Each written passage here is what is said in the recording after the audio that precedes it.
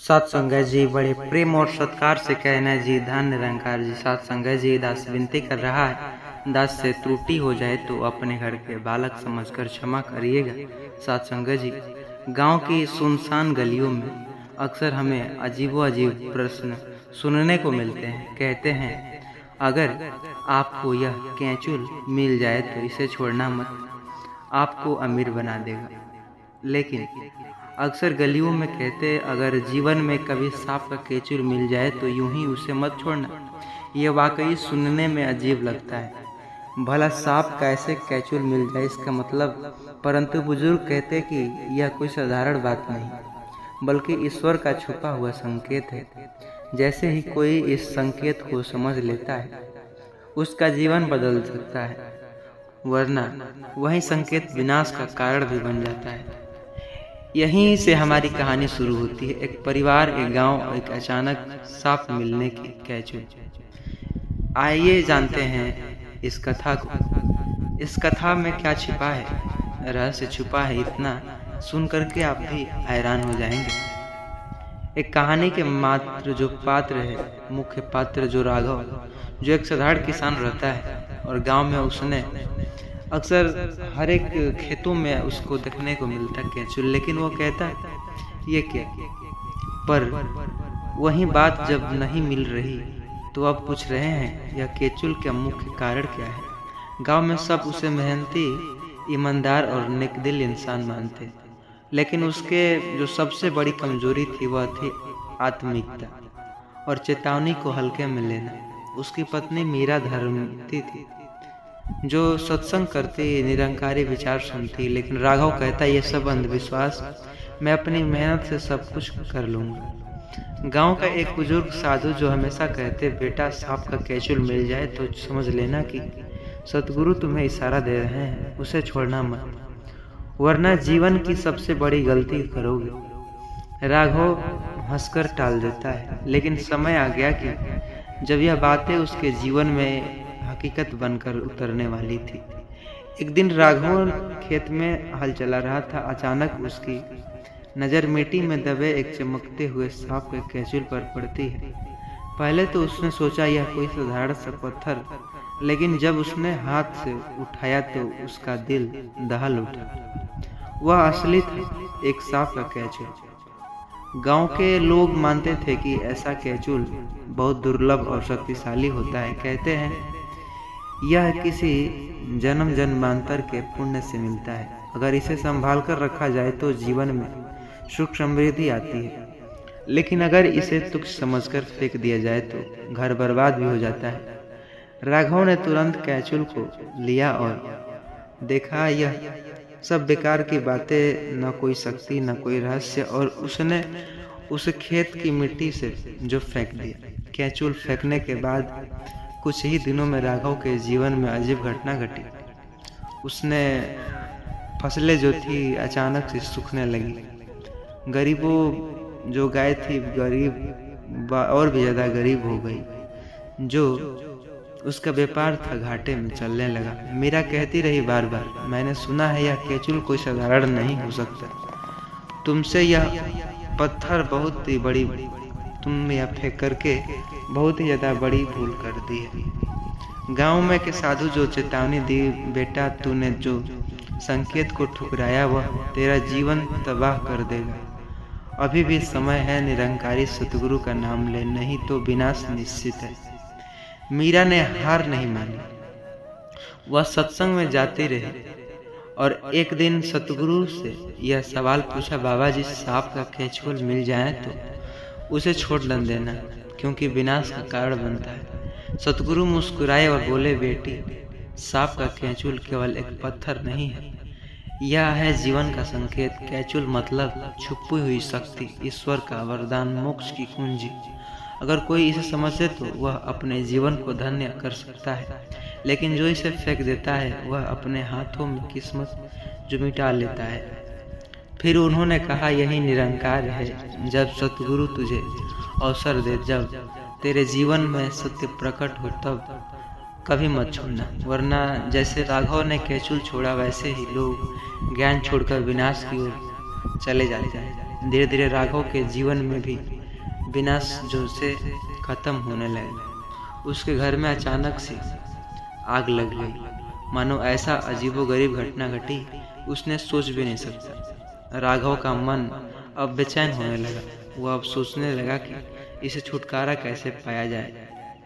लेकिन राघव वो डरने लगा। उसे शायद याद आया कि शायद वह सब केचुल की वजह से तो नहीं। राघव वह एक दिन रो रहा था रात को।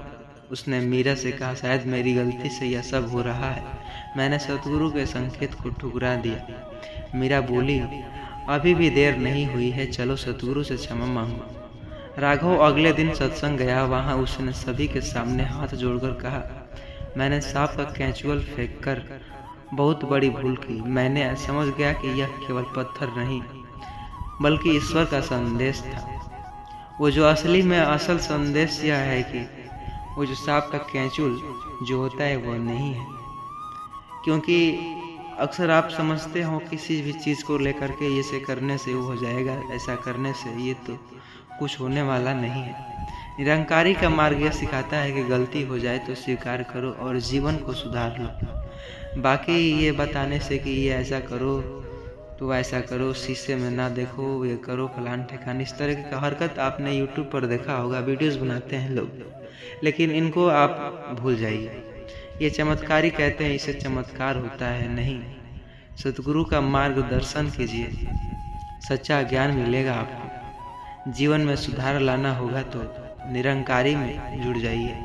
गांव के लोग भी इस कहानी को सुन करके और यकीन मान लिए थे और हर कोई समझ गया था कि केवल केचुल की वजह से यह घटना घट रही है। लेकिन असली वजह तो बारिश न होना, अकाल पड़ना, इस तरह की हरकत थी। लेकिन इंसान के जीवन में कभी भी सांप का केचुल आता है, वह रूप लेता है ज्ञान का भी, कभी अवसर, कभी सतगुरु का बुलावा। अगर तुम उसे ठुकराओगे तो विनाश भी निश्चित होगा, लेकिन अगर अपनाओ तो मोक्ष का मार्ग भी खुल जाएगा। राघव की कहानी ने तो सीख दी ही, बल्कि निरंकारी के ज्ञान को पहचानिए और अपनाइए। बाकी चैनल पर नए होंगे सब्सक्राइब करिएगा और इस वीडियो को मित्रों के साथ शेयर करिएगा कि इस तरह के फालतू बातों में न पड़े। और साथ संगत जी प्यारा सा कमेंट और वीडियो को लाइक जरूर करिएगा। प्रेम और सत्कार से कहना जी, धन्य निरंकार जी। साथ संगत जी, भारत में तमाम परिवार ऐसे हैं जिन्हें आत्महत्या पर मजबूर, कोई जानबूझकर करता है तो कोई मजबूरी में करता है।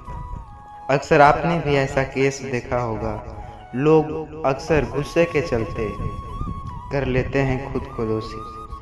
आज के ज़माने में हम ऐसे सवाल का जवाब खोज रहे हैं जिन्हें हजारों साल से इंसान को बेचैन कर रखा है। जो आत्महत्या करता है उसकी आत्मा का क्या होता है? क्या उसे तुरंत अगला जन्म मिलता है या उसे वर्षों तक भटकना पड़ता है?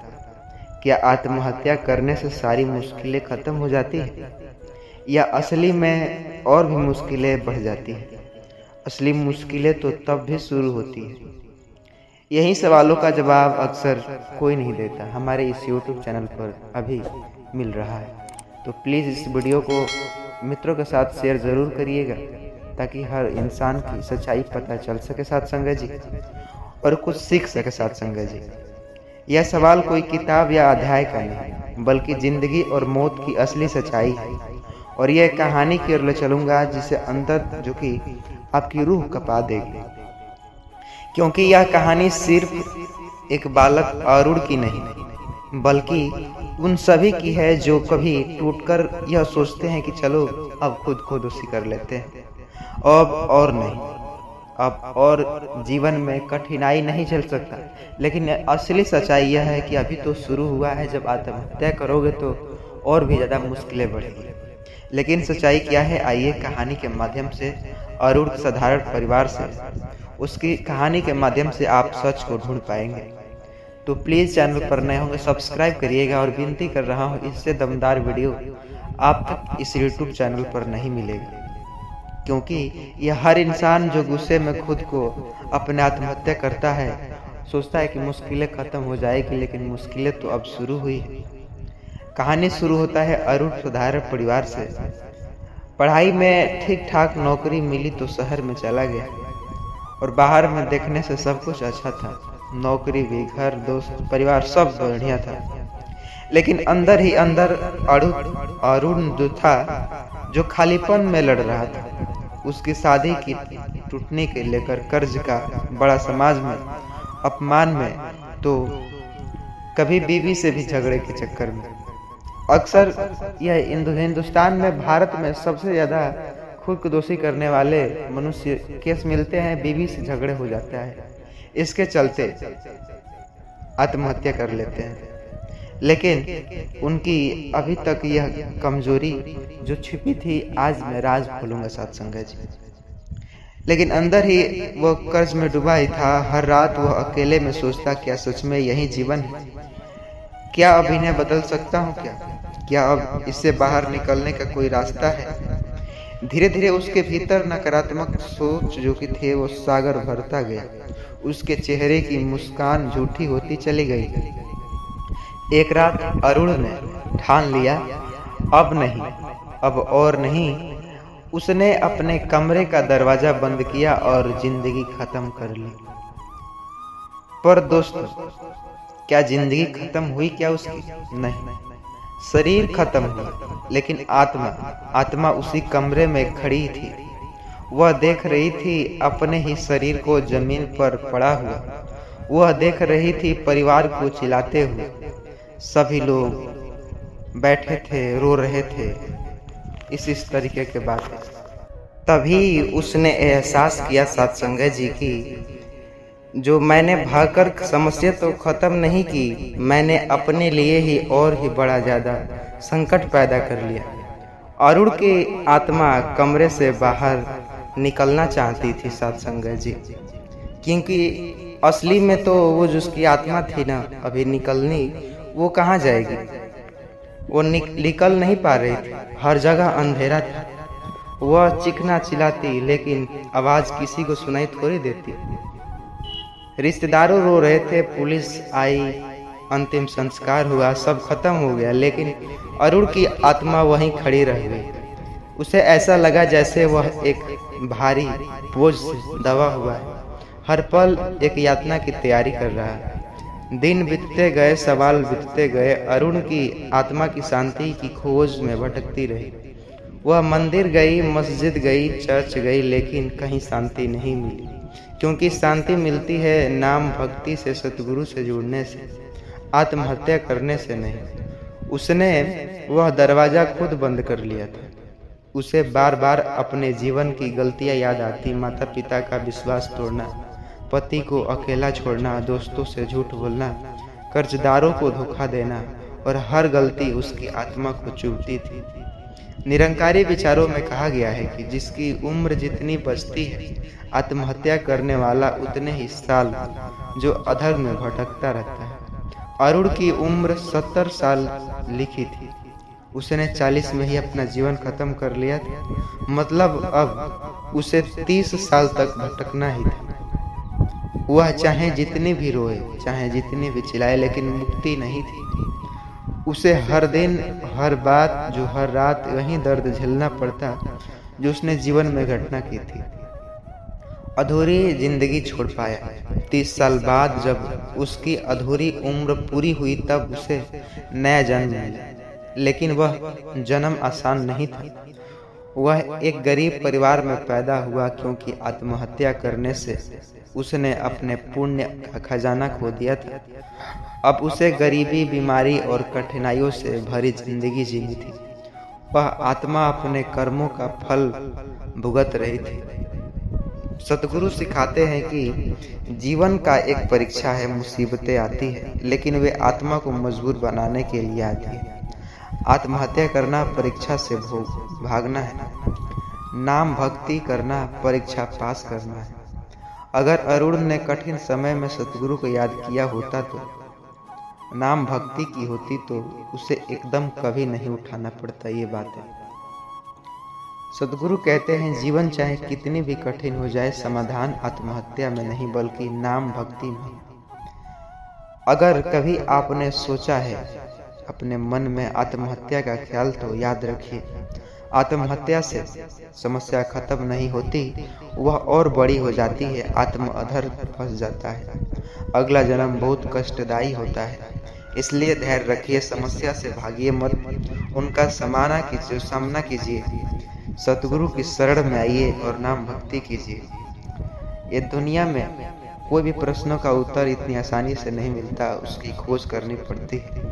आत्महत्या करने वाला समझता है कि उसने सब खत्म कर लिया, लेकिन असल में उसने अपने लिए और भी बड़ा लंबा जो अंधेरा जो खोल दिया है। इसलिए जीवन को प्यार कीजिए, समस्या से लड़िए और सतगुरु से जुड़कर नाम भक्ति कीजिए।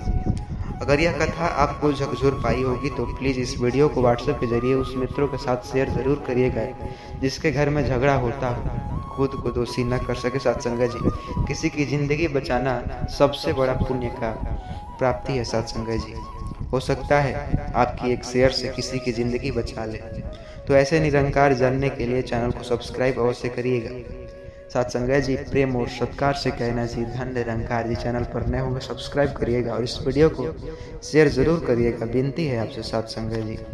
और प्यारा सा लाइक और कमेंट में धन निरंकार अवश्य लिखिएगा। सत्संग जी, अक्सर आपने भी जो निरंकार की ताकत का महसूस किया होगा, कोई ना होने वाला कार्य पल भर में हो जाता है। जिंदगी में सबसे बड़ी ताकत है पैसा, पर शोहरत या रिश्तेदार। अक्सर आपने ये सोचा होगा, लेकिन सबसे ज़्यादा ताकतवर है निरंकारी के ज्ञान। लेकिन आप यकीन नहीं करेंगे, इसलिए आपके लिए एक वीडियो लेकर आए हैं, कहानी के साथ समझाएंगे।